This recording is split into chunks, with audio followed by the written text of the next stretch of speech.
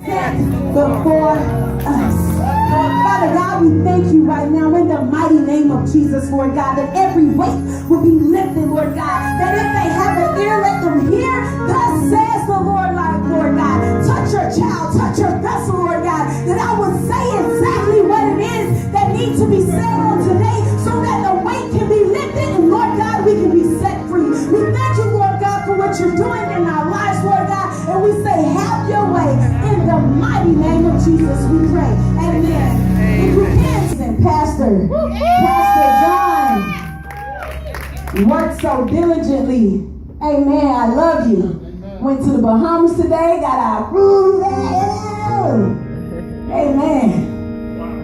Because I have the mic. It's easy.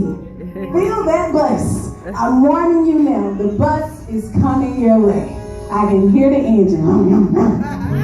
Amen. To God be the glory. I love you. Thank you so much for all you do. And we bless you here at 3D Church. Amen. Amen. Give it up to all of my ministers, my MITs. Make some noise.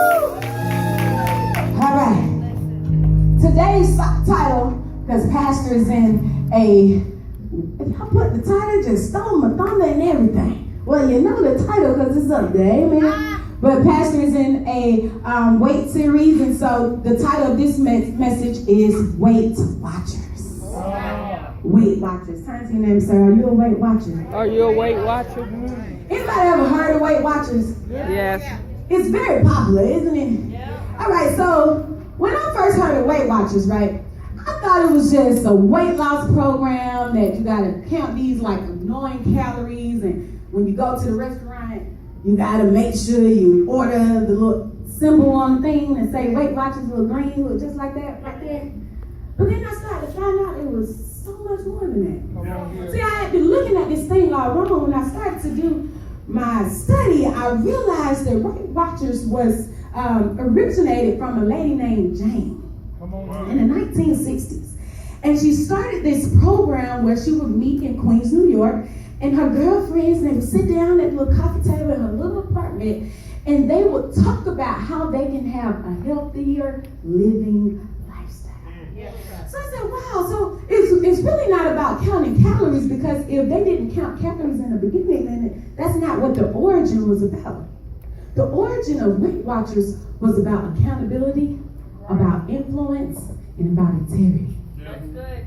It was more so a family situation than it was a individual situation. So I started looking and I said, I remember the word tells us where 2 or 3 are gathered in his name, he will be what? He will be what? In the midst. Among them in the midst. And if the last time I checked, mist is wet.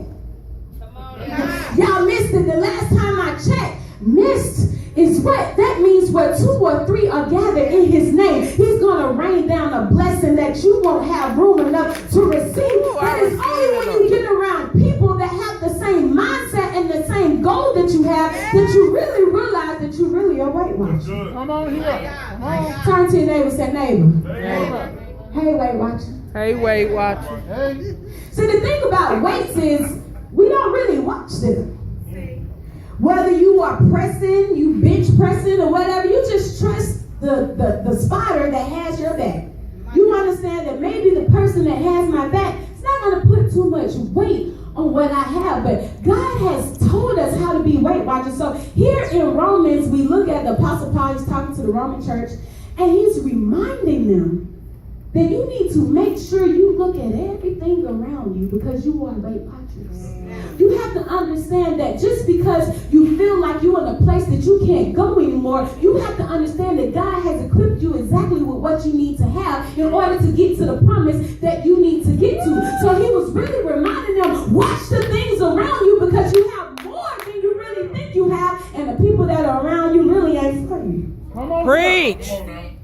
Weight Watchers, Weight Watchers, Weight Watchers.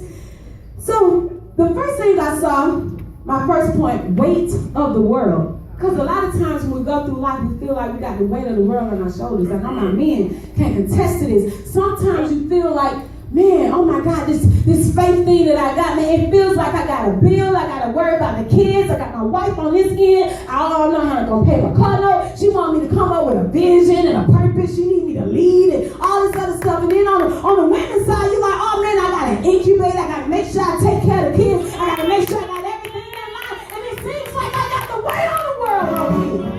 Talk on it. So in Romans we say, wherefore seeing we also are compassed about with so great a cloud of witnesses. Yes. That means they were surrounded. Surrounded, yes, sir. So look around you. Who do you have around you? When you're walking through this thing called life, who do you have around you? The thing I saw was seeing. He wanted them to understand that some people are there to make you stronger, but some people are there to strain you as well. That's good, baby. When you are on this bench and you are pressing, right? And normally the spider is right here, correct? I'm right? Yeah. The spotter is right here. The spotter is the person that's trying to make sure that this person won't harm any of their muscles because they understand that this person can't see their weight. That's good. So the spotter is very important. So here in Romans, Paul is reminding the Roman church that you need to look at what you have around you because everybody that's around you not meant to be a cloud. Preach. I said, God, what do you mean? He said, clouds bring shade, but they also bring rain. So a lot of times when we are walking through this thing called faith and we're seeing the people that are around us, sometimes we see them as a cloud, but are they really a cloud or are they just bringing shade? Shade. See, the thing about shade is when you have shade or tree, it doesn't move. It's just providing shade for that moment. But the thing about a cloud is if it keeps moving, at some point it's going to pass you and bring the rain so that you're able to grow when it's time for you to grow. That means when it's able for you to get sunlight, it's not in your way because you're walking toward or walking with the cloud. Let me tell you this is how you understand a person that's just shade that's not really a cloud. A person that's just shade got to always remind you that they're bringing you shade. A person that's shade only gonna fight on the same team that you fight just because y'all don't like the same person. A person that brings shade is only gonna be in your life to benefit them. Y'all hear me? A person that brings shade is only gonna get something from you because they know they can get something from you. A person that brings shade is really not concerned about your salvation. They're only concerned about what you can do for them at that present time. They only bring shade. They only satisfy the fleshly side of you. That's the reason why Paul is telling them, see, look what's around you. Because everything that's shady ain't a cloud.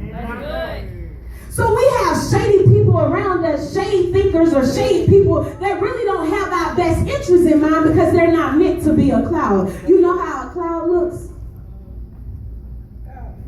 A cloud or a spot or a person that really has your back, a person that really has your back is going to tell you, hey man, there's too much weight on you. Yeah, come on. Even though you don't want to hear it, a cloud is going to make sure they take care of you. A cloud is going to make sure they cover you when the time is meant to be covered. And when they can't cover you anymore, they'll move out the way so that you can rise and go forth in what God has told you to do.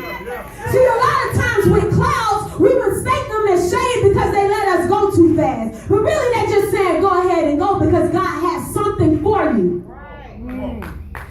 Cloud and a shade. I need y'all to understand the difference. Wherefore seeing we also are surrounded about with so great a cloud of witnesses. Everybody that's watching you is not watching you to get to victory. Some people are watching you to see you fall. And so you have to understand that you have witnesses all around you.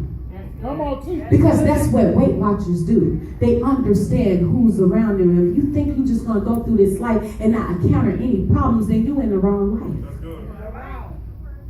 People are watching you, good and bad. Witnesses. He also reminded them because he made a paraphrase with the children of Israel. Remember they had a cloud that followed them? So basically he was saying that ancestors that were before you have already had that kind of faith. I need you to lean on the faith of your ancestors so that you can understand the power that you have. So that you can understand that Big Mama didn't pray for no reason. So that you can understand that when Deacon cleaned the church, he cleaned it just for you. So that you can understand when Mama was praying for you to be in church, they were praying for you. You gotta understand what your cloud is and what your witnesses look like. Turn to your neighbor and say, don't shade me. Don't shade me. Don't shade